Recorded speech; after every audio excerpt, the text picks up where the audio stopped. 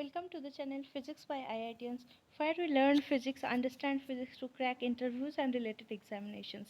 So today I shall discuss the topic on EMT, how to solve problems on EMT. I have already discussed two more lectures on the solution of the problems. So अभी जो मैं video बनाऊंगी उसमें हिंदी और English दोनों language की use करूंगी ताकि आपको समझ में आ जाए. तो हमारे पहला क्वेश्चन में हम चले जाते हैं. The first question is a plane electromagnetic wave incident normally on the surface of a material is partially reflected. Measurements on the standing wave in the region in front of the interface show that the ratio of the electric field amplitude at the maxima and the minima is 5. The ratio of the reflected intensity to the incident intensity is how much? इस question का मतलब आप समझ लीजिए. आपके पास मान लीजिए कोई भी एक प्लेन इलेक्ट्रोमैग्नेटिक वेव है, तो वो आपके नॉर्मली इंसिडेंट किया है सरफेस पे. मान लीजिए आपके सरफेस ऑफ द मटेरियल है, this is the surface of the material. आपके जो plane electromagnetic wave that is normally incident on the surface and वो पार्शियली रिफ्लेक्ट हो रही है. तो ये क्वेश्चन से आपको बहुत सारे फिजिक्स समझ में आनी चाहिए. देखिए यहाँ पे पार्शियली रिफ्लेक्शन के बारे में बोला गया है. अब कंडक्टर होता या आइडियल कंडक्टर होता तो ये पार्शियली रिफ्लेक्ट नहीं होता, वो क्या होता, फुल्ली रिफ्लेक्ट होता. तो इसमें आपका एमसीक्यू क्वेश्चंस भी कुछ कुछ इस क्वेश्चंस में हिंट दिया जाता है कि आपकी ये डाइलेक्ट्रिक मटेरियल है या प्योर कंडक्टर नहीं है, जो कि आपके फुल रिफ्लेक्टर नहीं है, पार्शियली रिफ्लेक्टर है. और दूसरे हिंट यहाँ पे ये क्वेश्चन में दिया गया है कि the intensity the interface at the interface show that the ratio of the electric field amplitude at the maxima and minima is 5. अब आपके पास जो इलेक्ट्रिक फील्ड होगी उसकी दो, एक तो इंसिडेंट इलेक्ट्रिक फील्ड है और दूसरा रिफ्लेक्टेड इलेक्ट्रिक फील्ड है. तो इंसिडेंट और रिफ्लेक्टेड इलेक्ट्रिक फील्ड की मैग्नीट्यूड के एडिशन लेंगे तो आपको मैक्सिमम मिल जाएगी एम्पलीट्यूड, और इंसिडेंट और रिफ्लेक्टेड एम्पलीट्यूड की अगर आप सब्ट्रैक्शन लेंगे तो वो मिनिमम हो जाएगी. तो ऐसे आपको सॉल्व करना है. तो आगे देखिए हम कैसे इस क्वेश्चन को सॉल्व कर सकते हैं. तो मैंने मैक्सिमम इलेक्ट्रिक फील्ड एम्पलीट्यूड ले लिया E1 प्लस E2, जैसे कि मैंने बताई थी कि E1 मान लीजिए electric field incident electric field की एम्पलीट्यूड है और E2 हमारे पास रिफ्लेक्टेड इलेक्ट्रिक फील्ड की एम्पलीट्यूड है, और मिनिमम इलेक्ट्रिक फील्ड एम्पलीट्यूड होगी E1 माइनस E2. अब the question is what will be the ratio between the I reflected and I incident, that is reflected light intensity and the incident light intensity के ratio कितने होंगे. अब intensity is directly proportional to amplitude. तो आपके questions में जो hint दिया गया है कि E1 plus E2 divided by E1 minus E2 is 5. So you can take the square to get the intensity. That will be E1 plus E2 divided by E1 minus E2 whole square equals to 5 square. और आप ये भी यहाँ से E1 E2 की value निकाल सकते हैं आसानी से कि E1 plus E2 will be 5 E1 minus 5 E2. So you get that 4 E1 equals to 6 E2. तो what will be the ratio of E2 by E1? So E2 by E1 हमारे पास होगा 4 by 6, that is 2 by 3. अब आपको क्या चाहिए, amplitude नहीं चाहिए. You have to remember that you want to find out the intensity. So how do you get the intensity, you have to make the square of the amplitude, that is intensity equals to E2 by E1 उसका whole square. सो हमारे पास answer आ गया 4/9. सो हम option check करते, 4/9 is option है. अब यहाँ पे इस क्वेश्चन में एक और फिजिक्स बताया गया है कि measurement on the standing wave in the region. देखिए जहाँ पे भी वेव रिफ्लेक्ट हो रही है, इंसिडेंट हो रही है, रिफ्लेक्टेड हो रही है, यहाँ पे क्या बताया गया है, इस केस में हमारे पास एक स्टैंडिंग वेव मिलेगी. जैसे कि हमने कल डिस्कस भी किया था हमारे वेव गाइड के फिजिक्स में, या हमारे पास जो इलेक्ट्रोमैग्नेटिक मोड्स होते हैं कोई भी कॉन्फाइंड रीजन में कि स्टैंडिंग वेव की जनरेशन होती है. वो क्यों होती है, क्योंकि जब भी कहीं पे भी कोई बाउंड्री होती है और उस बाउंड्री पे हमारे इलेक्ट्रिक फील्ड एक सर्टेन डिफाइंड कर देते हैं उसकी प्रोपागेशन वेक्टर को या के को या उसकी प्रोपागेशन वेवलेंथ को, और वो स्टैंडिंग वेव जनरेट करती है क्योंकि बाउंड्री में there the electric field can not be penetrated और इलेक्ट्रिक फील्ड की कंपोनेंट जो होगी वो ज़ीरो होगी, parallel component. That's why we get this formation of standing wave. तो इस क्वेश्चन को देखिए, समझने से हमें बहुत सारी चीज़ें क्लियर हो गई। एक तो हमारे जो मटेरियल है वो पार्शियली रिफ्लेक्टेड है, उस रिफ्लेक्शन की वजह से हमारी स्टैंडिंग वेव जनरेट हो रही है, और इंटेंसिटी जो है वो एम्पलीट्यूड के स्क्वायर है। ठीक है, आगे चलिए नेक्स्ट क्वेश्चन। नेक्स्ट क्वेश्चन हमारे x less than 0 are filled each with dielectric medium of dielectric constant epsilon 1 epsilon 2 respectively. There is a uniform electric field in each part. The right half the electric field makes an angle theta 1 to the interface, the corresponding angle theta 2 in the left half satisfies. हमारे पास ये boundary conditions का question पूछा गया है।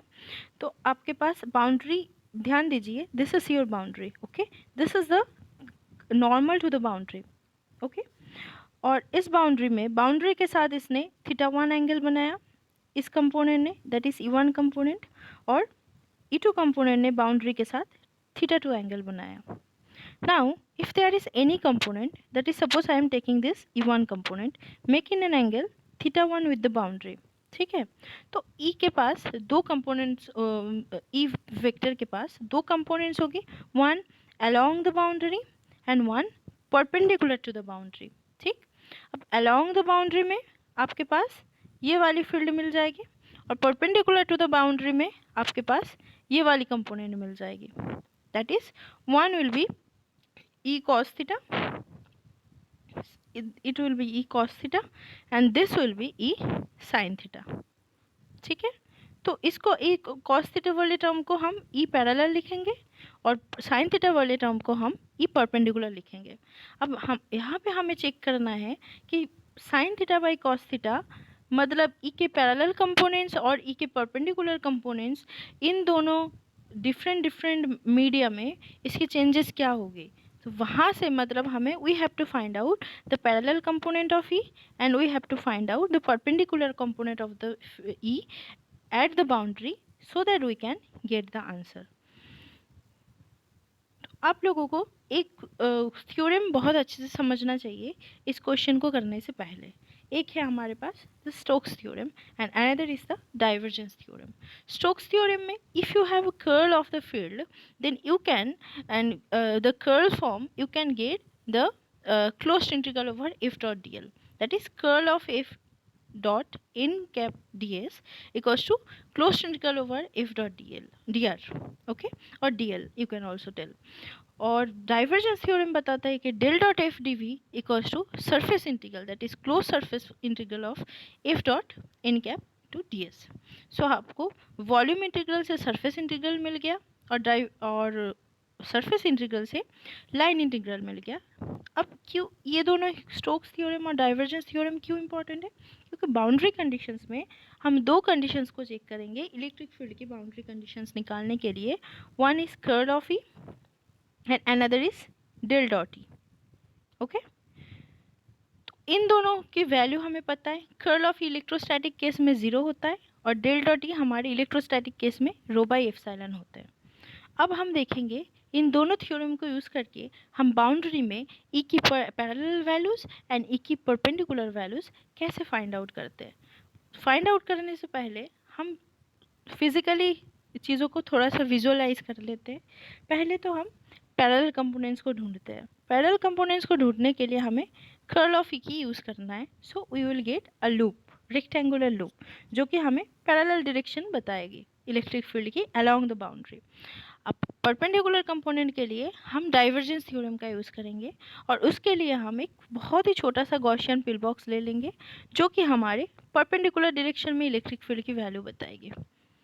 तो आपके पास चीज़ें बहुत ही क्लियर होनी चाहिए कि हम क्यों ले रहे हैं और इससे हमें मिलना क्या है, what should we get it out of this form, ठीक है। तो आगे हम चलते हैं। देखिए ये वही है जो मैंने अभी बताई हूँ आपको। अब देखिए जो मैं यहाँ पे बोल रही हूँ इलेक्ट्रिक फील्ड के लिए, वो सारी चीज़ मैग्नेटिक फील्ड के लिए भी वैलिड है। तो आप पिल बॉक्स कंसिडर कर रहे हो to get the perpendicular component, और स्मॉल लूप कंसिडर कर रहे हो to get the parallel component. आप कैसे करेंगे आप इस पर्टिकुलर क्वेश्चंस के लिए? आपको इसकी इलेक्ट्रिक फील्ड की पैरेलल कंपोनेंट और परपेंडिकुलर कंपोनेंट देखनी पड़ेगी। तो उसके लिए आप पहले हम पैरेलल परपेंडिकुलर कंपोनेंट को फाइंड आउट कर लेते हैं। तो उसके लिए del dot E equals to rho by epsilon, और आप इस इंटीग्रल को del dot epsilon E equals to rho लिख सकते हैं। इस वैल्यू को del dot D equals to rho. So del dot D equals to रो मतलब डाइवर्जेंस ऑफ डी। अब डाइवर्जेंस ऑफ डी मतलब ये जो आपके पास फॉर्मूला है, divergence of something into DV, that is integration over DV, उसको आप लिख सकते हैं surface integral over some surface over the infinitesimal pill box. और उसके लिए आप लिखेंगे D dot N into D S. ठीक है, D dot N cap into D S.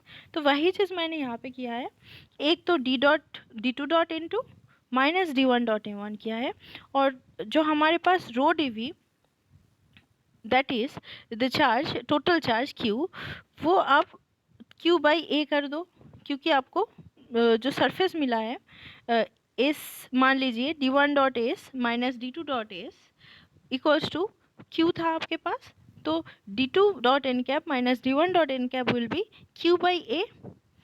So D two dot N cap minus D one dot N cap will be sigma, जहाँ पे sigma आपके पास है सरफेस चार्ज डेंसिटी। अब D two को आप in terms of E to कैसे लिखेंगे, एप्सिलॉन टू ई टू, और डी वन को in terms of E one लिखेंगे एप्सिलॉन वन ई वन, और D two dot N two को कैसे लिखेंगे epsilon two E two sine theta, क्योंकि ये वाली कंपोनेंट आप देख लीजिए, ये अलोंग एन वन है आपके साइन थीटा कंपोनेंट, और ये भी आपके this is along sine theta component. So epsilon two E two sine theta two minus epsilon one E one sine theta one equals to sigma. अगर आपके पास surface charge density नहीं है, मतलब मान लीजिए सिग्मा इक्वल्स टू जीरो है, जैसे कि डाइलेक्ट्रिक के केस में जो कि हमारे पास अभी प्रेजेंटली क्वेश्चन में है, तो आप इसको लिख सकते हो epsilon two E two sine theta two equals to epsilon one E one sine theta one. आपके normal component of electric field is continuous on the case of dielectrics, but in generally it is not continuous. अब continuous और discontinuous का मतलब क्या है? Continuous या discontinuous का मतलब है कि बाउंड्री रीजन में आपकी इलेक्ट्रिक फील्ड के पैरेलल कंपोनेंट या परपेंडिकुलर कंपोनेंट इस रीजन में या इस रीजन में, चाहे कोई भी तरफ से देख लीजिए, बाउंड्री में सेम है। सेम होगी तो वो कंटिन्यूअस होगी, डिफरेंट होगी तो वो कंटिन्यूअस नहीं होगी। ओके, अभी हम देख लेते हैं पैरेलल कंपोनेंट कैसे फाइंड आउट करेंगे। पैरेलल कंपोनेंट फाइंड आउट के लिए curl of E equals to zero. तो कर्ल ऑफ ई मतलब आपको ले लेना पड़ेगा स्टोक्स थ्योरम का यूज़ करना पड़ेगा। So close integral over E dot D L equals to zero हो जाएगा। So E two dot N cap equals to E one dot N cap हो जाएगा। मतलब कि आपका जो पैरेलल डायरेक्शन में जो इलेक्ट्रिक फील्ड की जो कंपोनेंट है along the parallel direction, that is E cos theta. So आपके लिए एक तो हो जाएगी आपकी E one cos theta one equals to E two cos theta two. Parallel components आपके केस में आपके पास जीरो हो जाएगी, दोनों के डिफरेंस जीरो हो जाएगी, मतलब दोनों इक्वल हो जाएगा। सो टेंजेंशियल और parallel component of electric field is continuous.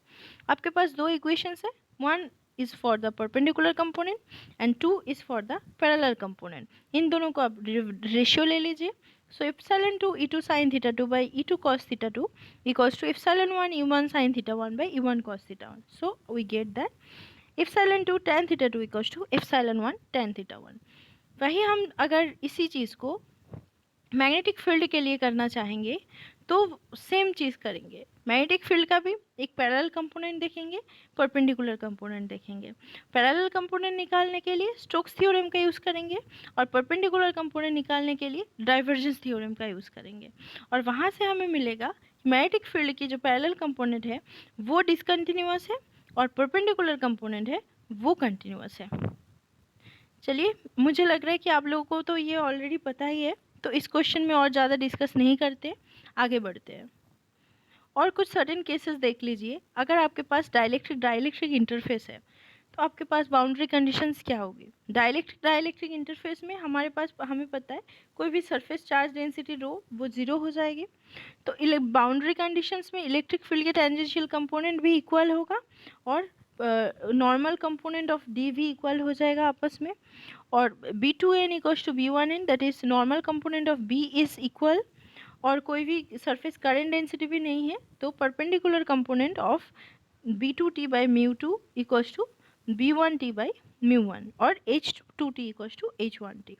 ठीक, अब कंडक्टर डाइलेक्ट्रिक इंटरफेस के लिए हमारे पास तो सिग्मा भी रहेगा और के भी रहेगा, इसलिए आप E2t equals to E1t, that is tangential components will be continuous for the electric field, normal components will be continuous for the magnetic field, but the normal component of electric field will not be continuous, tangential component of magnetic field will not be continuous. So आपने आपको वही बताई थी, continuous के मतलब कि eight boundary पे दोनों की वैल्यू मैग्नीट्यूड सेम है, और डिसकंटिन्यूअस के मतलब कि इन दोनों की वैल्यू डिफरेंट है एट द बाउंड्री. ठीक है. Next question. The electric field of an electromagnetic wave is given by E equals to E naught cos pi of 0.3x plus 0.4y minus 1000 tk.